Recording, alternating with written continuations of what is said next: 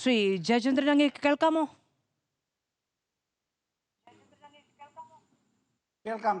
ശ്രീ ജയചന്ദ്രൻ, ഇപ്പോൾ കേൾക്കാം. ഏറ്റവും അധികം വിവാദമായിരിക്കുന്നതും പാർട്ടി അണികളിൽ നിന്ന് വലിയ തോതിൽ പ്രതിഷേധമുയരുന്നതും തളിപ്പറമ്പ് മണ്ഡലത്തിലെ പി കെ ശ്യാമളയുടെ സ്ഥാനാർത്ഥിത്വവുമായി ബന്ധപ്പെട്ടാണ്. മക്കത്തായം, മരുമക്കത്തായം എന്നൊക്കെ കേട്ടിട്ടുണ്ട്. ഭാര്യത്തായം എന്ന് ആദ്യം കേൾക്കുകയാണ് എന്നതടക്കം പരിഹാസമാണ് സമൂഹ മാധ്യമങ്ങളിൽ നിറയുന്നത്. ഇത് പാർട്ടി തിരുത്താനുള്ള സാധ്യത എത്രയാണ്?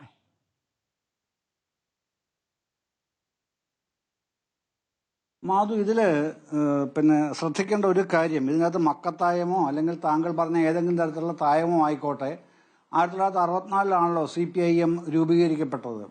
അന്ന് മുതൽ ഇന്ന് നമ്മളെ സംസാരിക്കുന്ന സമയം വരെയുള്ള കാലയളവിൽ ഏതെങ്കിലും തരത്തിലുള്ള ഒരു രീതി, താങ്കൾ പറഞ്ഞതുപോലെ മക്കത്തായമോ മരുമക്കത്തായമോ മറ്റേതെങ്കിലും തരത്തിലുള്ള തായമോ അല്ലെങ്കിൽ പാർട്ടി സെക്രട്ടറിമാരുടെ അനന്തരാവകാശികളായി അവരുടെ ബന്ധുക്കളെ അരിയിട്ട് വാഴിക്കുന്ന ഏതെങ്കിലും നടപടി CPIM ഉണ്ടായിട്ടുണ്ടോ? എന്റെ ഒരു ചോദ്യമാണ് ഒന്ന്. രണ്ട്, ഈ പി കെ ശ്യാമള എന്ന് പറയുന്ന ആള് പറയൂ. ഓക്കെ, അതുകൊണ്ടാണ് ആളുകൾ പറയുന്നത് മക്കത്തായമെന്നും മരുമക്കത്തായമെന്നും കേട്ടിട്ടുണ്ട്, പക്ഷേ ഈ ഭാര്യത്തായം എന്നൊന്നും ഇപ്പോഴാണ് കേൾക്കുന്നത് എന്ന്. പാർട്ടിയുടെ ചരിത്രത്തിലോ പാർട്ടിയുടെ സാധാരണഗതിയിലുള്ള കീഴ്വഴക്കത്തിലോ ഇല്ലാത്തത് കൊണ്ടാണ് ചോദിക്കുന്നത്. ഉണ്ടെങ്കിൽ ചോദിക്കില്ലല്ലോ. അതെ, ഞാനതാണ് പറഞ്ഞു വന്നത്. പി കെ ശ്യാമള എന്ന് പറയുന്ന ആള്, ആ വ്യക്തി ME ഗോവിന്ദൻ മാഷിന്റെ ഭാര്യയാണ് എന്നുള്ളത് കൊണ്ട് മാത്രം അവരെ ഏതെങ്കിലും സ്ഥാനത്തേക്ക് പരിഗണിക്കാതിരിക്കേണ്ടതില്ല. അതുപോലെ തന്നെ ഈ ME ഗോവിന്ദൻ മാഷിന്റെ ഭാര്യ ആയതുകൊണ്ട് ഏതെങ്കിലും സ്ഥാനത്തേക്ക് പരിഗണിക്കണമെന്നുമില്ല. രണ്ടുമുണ്ട്. പാർട്ടിയിൽ അവരുടെ അവര് ഇപ്പൊ നാളെ സ്ഥാനാർത്ഥിയാകാൻ പോകുന്ന കേവലം ഒരു വനിതാ സ്ഥാനാർത്ഥി മാത്രമല്ലല്ലോ പി കെ ശ്യാമള. അവർക്ക് നല്ലൊരു track record as A party leader അവിടെയുണ്ട്, ആ പ്രദേശത്തുണ്ട്. അത് നിഷേധിക്കാൻ ആർക്ക് കഴിയും? ആർക്കും കഴിയില്ലല്ലോ. അവർ ജനാധിപത്യ മഹിളാ അസോസിയേഷന്റെ നേതാവാണ്. ഇതൊക്കെ ശരി. സ്ഥാനാർത്ഥിത്വത്തെ ചോദ്യം ചെയ്യുകയല്ല ആളുകൾ, തളിപ്പറമ്പിലെ സ്ഥാനാർത്ഥിത്വത്തെയാണ് ചോദ്യം ചെയ്യുന്നത്. അത് എന്തുകൊണ്ടാണ് അങ്ങനെ ഒരു കൈമാറ്റം എന്ന് ചോദിക്കുകയാണ്. പാർട്ടി സെക്രട്ടറി എന്ന നിലയ്ക്ക് മാത്രം അഭിസംബോധന ചെയ്യപ്പെടേണ്ട നേതാവ് എന്നു ഞാൻ പറഞ്ഞില്ല. പക്ഷേ ഈ പാർട്ടി സെക്രട്ടറിയുടെ ഭാര്യ എന്നതിനപ്പുറത്തേക്ക് പാർട്ടി സെക്രട്ടറി മത്സരിച്ച് അതേ മണ്ഡലത്തിലേക്ക് വരുന്നതിനെ കുറിച്ചാണ് ആളുകൾ ചോദിക്കുന്നത്. അത് പാർട്ടി സെക്രട്ടറിയും അദ്ദേഹത്തിന്റെ വീട്ടിലുള്ളവരും കൂടെ ചേർന്നിരുന്ന് ME ഗോവിന്ദൻ മാഷിന്റെ വീട്ടിൽ നിന്ന് തീരുമാനിച്ചതല്ലല്ലോ ഈ തീരുമാനം. അങ്ങനെ വരികയാണെങ്കിൽ ആ തീരുമാനിക്കുന്ന ആരാണ്? CPIM എന്ന പാർട്ടിയുടെ സംസ്ഥാന നേതൃത്വമാണ് തീരുമാനിക്കുന്നത്. അതല്ലാതെ ഗോവിന്ദൻ മാഷിന്റെ വീട്ടിൽ കൂടിയിരുന്നെടുത്ത് ആലോചിച്ച് അവരെടുത്ത തീരുമാനമല്ലെന്നേ അത്. ഈ CPIM അങ്ങനെ വ്യത്യസ്തതയുണ്ടല്ലോ. അവര് തീരുമാനങ്ങൾ താഴെ, ഇപ്പം താങ്കൾ പറഞ്ഞല്ലോ, അവിടുന്ന് എതിരഭിപ്രായങ്ങളുണ്ട്, അല്ലെങ്കിൽ അഭിപ്രായ വ്യത്യാസങ്ങളുണ്ടെന്ന്, വിയോജിപ്പുകളുണ്ടെന്ന് ഒക്കെ ഉണ്ടായില്ല എന്ന് ആർക്കും പറയാൻ കഴിയില്ല. പക്ഷെ തീരുമാനം എടുക്കുന്നത് CPIM-നെ സംബന്ധിച്ചോളം താഴെ തട്ടിൽ നിന്ന് തുടങ്ങി മുകളിലെ തട്ടിലാണ് അന്തിമ തീരുമാനം. ആ തീരുമാനത്തിലേക്ക് വരുമ്പോഴാണ് അറിയുക. അത് ഒരു ഗോവിന്ദൻ മാഷിന്റെ തീരുമാനം എടുക്കാൻ കഴിയില്ല. അതിലെ ഒരു ഔചിത്യക്കേട് ആദ്യം മനസ്സിലാക്കേണ്ടയാൾ MV ഗോവിന്ദനാണെന്നാണ് ഞാൻ വിചാരിക്കുന്നത്. അതേ മണ്ഡലത്തിലേക്ക് നോക്കൂ, ഞാൻ ഒരു ഘട്ടത്തിലും ഒരു തലത്തിലും പാർട്ടിയിൽ അങ്ങ് പറഞ്ഞതുപോലെ നേതൃപരമായ ഇടങ്ങളിൽ സംഘടനാ സംവിധാനത്തിൽ പി കെ ശ്യാമളയുടെ സ്വാധീനം എത്രയാണ് എന്നതിനെക്കുറിച്ചോ അതിനെക്കുറിച്ചൊന്നും കമന്റ് ചെയ്യുകയല്ല.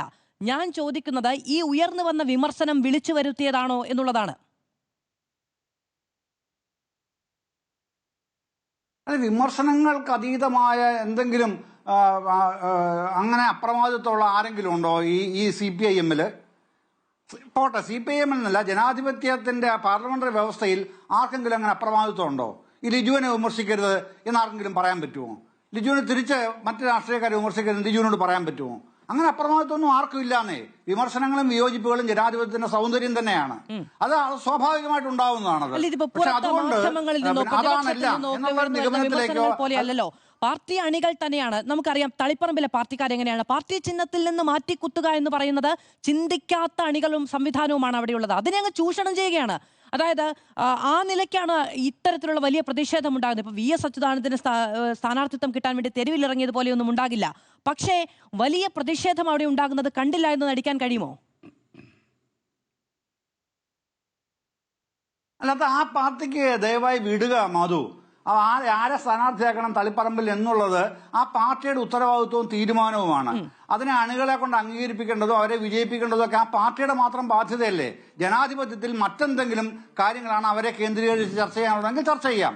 അല്ലാതെ എന്തിനാണ് ഒരു വനിതയെ എന്ന് പറയുന്നത് പ്രത്യേകിച്ച് എന്തെങ്കിലും കൊടുക്കണം എന്നുള്ള ഒരു വ്യക്തി തന്നെയാണ്, അവർക്ക് വ്യക്തിത്വമുണ്ട്. വെറുതെ എന്തിനാണ് അവർ വിവാദത്തിലേക്ക് വലിച്ചടയ്ക്കുന്നത്? അവർ ഗോവിന്ദ മാഷിന്റെ ഭാര്യയായി പോയി എന്നുള്ളതുകൊണ്ട് അവരെ ഇതിലൊന്നും പരിഗണിക്കേണ്ടതില്ല എന്നുള്ള അങ്ങനെ ഒരു തീരുമാനം അവർക്ക് എടുക്കാൻ കഴിയില്ല. അവതാരികയിൽ തന്നെ പറഞ്ഞതാണ് ഈ വക കാര്യങ്ങളൊക്കെ ഇവിടെ അറിയാം. അത് സ്ഥാനാർത്ഥിത്വം തീരുമാനിച്ചിട്ടില്ല, അത് പാർട്ടിയാണ് തീരുമാനിക്കേണ്ടത്, മാധ്യമങ്ങളല്ല, തുടങ്ങിയ കാര്യങ്ങളൊക്കെ ശരിയാണെന്നേ. പക്ഷേ ജനാധിപത്യത്തിൽ ഉയരുന്ന, അതും ഭരണത്തിന് നേതൃത്വം നൽകുന്ന പാർട്ടിയുടെ സംഘടനാ സംവിധാനവുമായി വരുന്ന വിഷയങ്ങൾ കണ്ടില്ല എന്ന് നടിക്കുകയും മാധ്യമപ്രവർത്തനത്തിന്റെ ഭാഗമല്ലല്ലോ. അല്ലെങ്കിൽ അങ്ങനെ കണ്ടില്ല എന്ന് നടിച്ച് നമുക്ക് മുന്നോട്ട് പോകാനും കഴിയില്ലല്ലോ. അല്ല, പല കാര്യങ്ങളും സൈഡ് ലൈൻ ചെയ്ത് പോകേണ്ട ഉത്തരവാദിത്തമുള്ള മാധ്യമങ്ങൾ തന്നെയാണ് അതിനെ ന്യൂക്ലിയസ് ആക്കി കൊണ്ടുവരുന്നത്. സൈഡ് ലൈൻ ചെയ്യേണ്ട വിഷയമാണിത്. പക്ഷെ അതാണ് ഇപ്പൊ ന്യൂക്ലിയസിലേക്ക് വരുന്നത്. അങ്ങനെ സൈഡ് ലൈൻ ചെയ്യേണ്ടുന്ന എന്തെങ്കിലും വിഷയമുണ്ടോ എന്ന് എനിക്കറിയില്ല. ഞാൻ ഇത്രയും കാലം പണിയെടുത്തിട്ട് ഒരു വിഷയം സൈഡ് ലൈൻ ചെയ്യേണ്ട വിഷയമാണ് എന്നൊരു മാധ്യമപ്രവർത്തകൻ പറയുന്നത് ഞാൻ കേട്ടിട്ടില്ല. അങ്ങേ അറ്റത്തെ ഈ പറയുന്നത് പോലെ വർഗീയ പരാമർശങ്ങളോ അല്ലെങ്കിൽ വർഗീയ വിദ്വേഷം ഉണ്ടാക്കാവുന്ന സന്ദർഭങ്ങളോ വെളിച്ചത്തേക്ക് കൊണ്ടുവരേണ്ടതില്ല എന്ന് പറയുന്നതിനപ്പുറത്തേക്ക് ഒരു രാഷ്ട്രീയ പാർട്ടിയുമായി ബന്ധപ്പെട്ട ചർച്ചയ്ക്ക് കഴിയുന്ന ഒരു കാര്യം സൈഡ് ലൈൻ ചെയ്യപ്പെടേണ്ടതാണ് എന്ന് ഞാൻ വിചാരിക്കുന്നില്ല. അല്ല, സൈഡ് ലൈൻ ചെയ്യാവുന്ന എന്താ ഇവിടെ നമ്മൾ കാണേണ്ടത്? മാധുവിന് അറിയാത്തതല്ല ഇതൊന്നും. പിന്നെ നമുക്ക് തർക്കിക്കണമെങ്കിൽ എത്രത്തോളം വേണമെങ്കിൽ തർക്കിക്കാവുന്നുള്ളതേ ഉള്ളൂ. ഞാൻ പറഞ്ഞില്ലേ, ഇവര് പിന്നെ ആ വനിതാ നേതാവ് പിന്നെ സ്ഥാനാർത്ഥിയായി വരുന്നെങ്കിൽ MV ഗോവിന്ദൻ എന്ന CPIM സംസ്ഥാന സെക്രട്ടറിയുടെ യോഗ്യതയുടെ ബലത്തിലോ പശ്ചാത്തലത്തിലോ അല്ല അവർക്ക് ക്വാളിഫൈ ചെയ്യപ്പെടുന്നത്. അതാണ് അടിസ്ഥാന പ്രശ്നം. അങ്ങനെ ക്വാളിഫൈ ചെയ്യപ്പെടുകയാണെങ്കിൽ അത് പിന്നെ ഈ ന്യൂക്ലിയസിലേക്ക് വരാം. അതാണ് ഞാൻ ഉദ്ദേശിക്കുന്നതും ഞാൻ പറയാൻ ശ്രമിക്കുന്നത് തന്നെയാണ്. അങ്ങനെ അല്ലാത്ത കാലത്തോളം അവരുടെ ട്രാക്ക് റെക്കോർഡ് താങ്കൾ തന്നെ പറഞ്ഞല്ലോ, വനിതാ നേതാവാണ്, പിന്നെ ഈ മുനിസിപ്പാലിറ്റികളിൽ അവരുടെ കഴിവ് തെളിയിച്ചിട്ടുള്ളതാണ്, അതൊക്കെ പറഞ്ഞല്ലോ. അതൊക്കെ തന്നെയാണ് ട്രാക്ക് റെക്കോർഡ്. അതായത് പി.കെ. ശ്യാമളയുടെ രാഷ്ട്രീയ നേതൃത്വം പാടവ മികവ് അറിയാത്തവരല്ല, പക്ഷെ തളിപ്പറമ്പിലെ പാർട്ടിക്കാർ എന്നത് ഞാനും അങ്ങും തിരിച്ചറിയുന്നുണ്ടെന്നാണ് ഞാൻ വിചാരിക്കുന്നത്. അതായത് മാധ്യമങ്ങളോ പ്രതിപക്ഷമോ പറയുന്നതല്ല, പാർട്ടി എന്താണെന്ന്, പാർട്ടി നേതാക്കൾ ആരാണെന്ന്, പാർട്ടി എങ്ങനെയാണ് തീരുമാനം കൈക്കൊള്ളുന്നത് എന്ന്, പാർട്ടിയിൽ എങ്ങനെയാണ് തീരുമാനങ്ങൾ അംഗീകരിക്കപ്പെടുന്നത് എന്ന്, എങ്ങനെയാണ് ആ തീരുമാനങ്ങളിന്മേൽ ശുപാർശകൾ ഉണ്ടാകുന്നത് എന്ന് ഏറ്റവും നന്നായി അറിയാവുന്ന ഈ സംസ്ഥാനത്തെ ഏറ്റവും ശക്തമായ പാർട്ടി സംവിധാനവും ആഴമേറിയ പാർട്ടി വേരുകളുമുള്ള ഈ കമ്മിറ്റികളിൽ നിന്ന് അല്ലെങ്കിൽ അതുപോലെയുള്ള അണികളിൽ നിന്നാണ് ഈ വിമർശനം ഉണ്ടാകുന്നത് എന്നാണ് ഞാൻ പറഞ്ഞത്. അപ്പോൾ നമ്മൾക്ക് പി.കെ. ശ്യാമളയുടെ ട്രാക്ക് റെക്കോർഡ് അറിയുന്നതിനേക്കാൾ ഒരു പക്ഷേ അറിയാവുന്നവരിൽ നിന്നാണ് വിമർശനം ഉണ്ടായത് എന്നാണ് ഞാൻ പറഞ്ഞത്. ഞാൻ അങ്ങനെയൊക്കെ വരാം. ശ്രീം ലിജു, ആരാണ് ഈ പാർട്ടി അപ്പോൾ? അതായത് പാർട്ടിയുടെ മുതിർന്ന നേതാക്കളല്ലേ എന്ന് ചോദിക്കുമ്പോൾ ഏറ്റവും മുതിർന്ന നേതാവ്. ഒറ്റ കാര്യം കൂടെ ഒന്ന് കൂട്ടിച്ചേർക്കാൻ വേണ്ടിയിട്ടാണ്. ഈ പിന്നെ ഇന്ന് പകൽ മുഴുവനും മാധ്യമങ്ങൾ ചർച്ച ചെയ്ത മറ്റൊരു വിഷയമാണ്. ക്ഷമിക്കണം ലിജു, ഈ ഒരൊറ്റ കാര്യം പറഞ്ഞ് ഞാൻ അവസാനിപ്പിക്കുക. ഈ ഘട്ടത്തിൽ മാധ്യമങ്ങൾ പകൽ മുഴുവൻ ചർച്ച ചെയ്ത മറ്റൊരു കേസാണ് VT ബലറാമിന്റെ തൃത്താലയിലെ പിന്നെ ഗ്രൂപ്പ് പോരിന്റെ പ്രശ്നവുമായി ബന്ധപ്പെടുത്തിയ വാർത്തകൾ. അതിപ്പോഴേ ചർച്ച ചെയ്യേണ്ട കാര്യം എന്താണെന്നേ, ഈ ആ പാർട്ടിക്ക് അവരുടേതായ സംവിധാനമില്ലേ. VT ബലറാം ഇന്നലെ പൊട്ടിമുറിച്ച നേതാവുമല്ലല്ലോ, അദ്ദേഹത്തെ കേന്ദ്രീകരിച്ച് അങ്ങനെ ചർച്ച വരേണ്ട കാര്യമുണ്ടോ?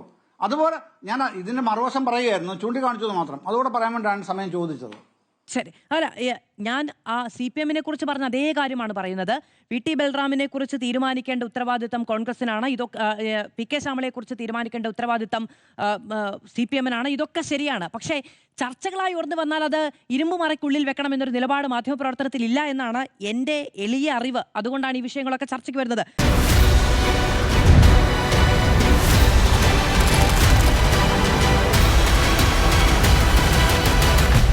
Debate with Madhu Saji.